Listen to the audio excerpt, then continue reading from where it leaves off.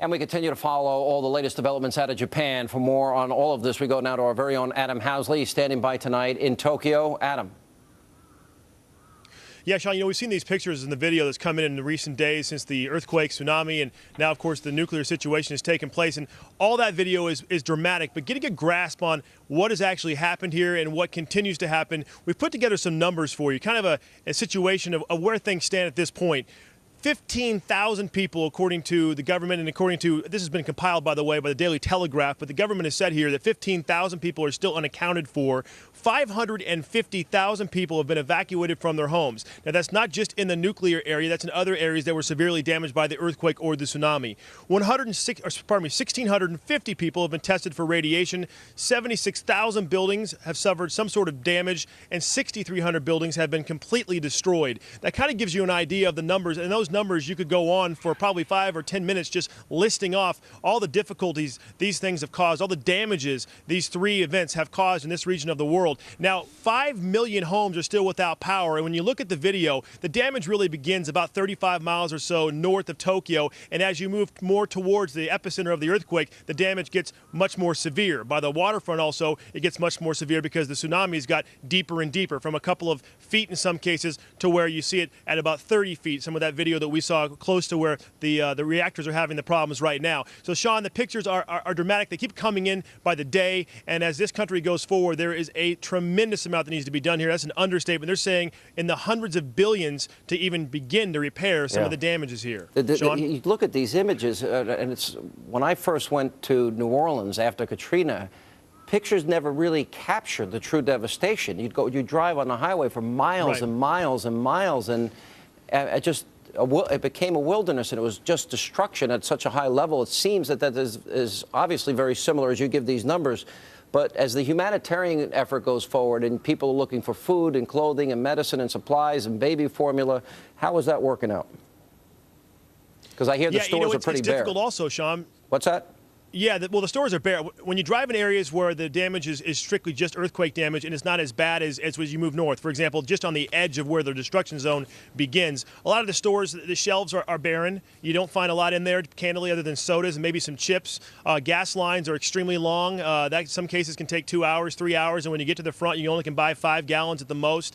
I think the thing that we noticed, too, and we saw this with the last tsunami back in Southeast Asia, and also even in Haiti, there's a lot of little damage. It's not even accounted for. Like, you'll be driving along on a highway that seems to be okay, that could be an evacuation route, for example, and all of a sudden 2 lanes become 1 because part of the other lane has slid off into a rice field. Or, I mean, that's just kind of the situation. You'll go along and all of a sudden here's a house just collapsed, yet the 4 around it are fine. I mean, that's not even quantifying that. We're talking about the large areas, really, when we're looking at some of these numbers. A lot of the small areas, they really haven't even been determined how bad the damage is there. All right, Adam, I know you've been up pretty much most part of the night. Thank you for being with us. We really appreciate it. All right, Sean. And the looming question here in America, could we be next? In this week's issue of Newsweek magazine, my next guest predicts that the worst earthquake is yet to come. Joining me now to explain this is the author of Krakatoa, Simon Winchester. Sir, welcome to the program. Thank you. Now, we all know about the earthquake in San Francisco, and we all know about the San Andreas fault line. When you talk about the worst is yet to come, what do you mean? Well, I don't really mean the San Andreas. I mean, the San Andreas is pretty bad, but let me put it like this. If the Pacific plate is roughly diamond-shaped, we've had an event now in Chile, where my thumb is, if you like. We've had an event in New Zealand on February the 22nd. Right. We've had a serious event now in Japan. The one part that we haven't had an event in is the northeast of the Pacific, which is the northwest of America. And there are 3 dangerous faults there which haven't ruptured for many, many years. The San Andreas, which you mentioned, which runs essentially under the land and which last ruptured in 1906, causing the major and legendary San Francisco earthquake. There's the Hayward Fault, which runs underneath Berkeley and Oakland, which hasn't equally ruptured for a very long time. But much more dangerous is an almost invisible fault, which is generally not spoken about in America these days, called the Cascadia Fault, which runs under the sea. It's 1,300 miles long, and it runs from the north of Vancouver Island down the west coast of Canada, west coast of Washington and Oregon and northern California, terminating near Mendocino. If that were to rupture, that, unlike the San Andreas, would cause tsunamis. As you mentioned New Zealand, and you mentioned Japan, and it's been a long time since we've had quakes along these faults that you're talking about here. Could those quakes, and again, I'm not an expert, so please forgive my ignorance, could they trigger the third leg of that triangle? Well, trigger is the emotive word, and it's the word that I used in the Newsweek article. And it has to be said that some geologists say there's no evidence of triggering. But it has to be said, I mean, I don't want to get too boringly technical, but the scientists are beginning to notice that events do trigger other events far away. A classic example is when there are earthquakes in the Denali Fault in Alaska, all the geysers in the Yellowstone National Park, which, as you know, spout every 52 minutes or so, suddenly start spouting much faster. And you think, why on earth is that happening? Equally, just after the major Kashmir earthquake a couple of years ago, there was the huge earthquake in Western China, not so far away. You're saying this is very likely to happen sooner than later? I believe that these things are linked, and we are facing the likelihood. I mean, we're talking about geological time, so it may not be for many years, but the US Geological Survey is beginning to say the probability of the Hayward Fault under Oakland, 60% within the next 25 years. Yes. San Andreas even greater. And Cascadia, what would the impact be? I mean, if we're talking about it at the ocean, are you looking at a tsunami? We're looking at a very big tsunami, not just a tsunami. I mean, the last time, 250 years ago, there were no people essentially living, other than native people, of course, who didn't keep written records. But that tsunami went to Japan. I mean, it struck the east coast of Japan, much where today's tragedy is, with huge ferocity.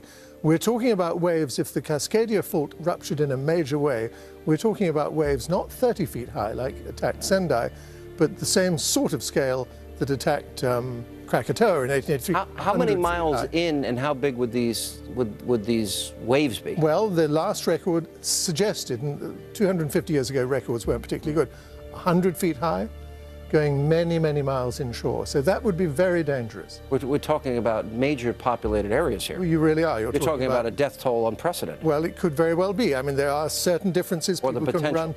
That's the potential. But I don't want to be too much of a fearmonger, but it's people need to prepare and need to be aware that this kind of thing is a possibility. You choose to live in beautiful parts of the world, you've got to remember that what makes the beauty can also take away your life. All right, thank you.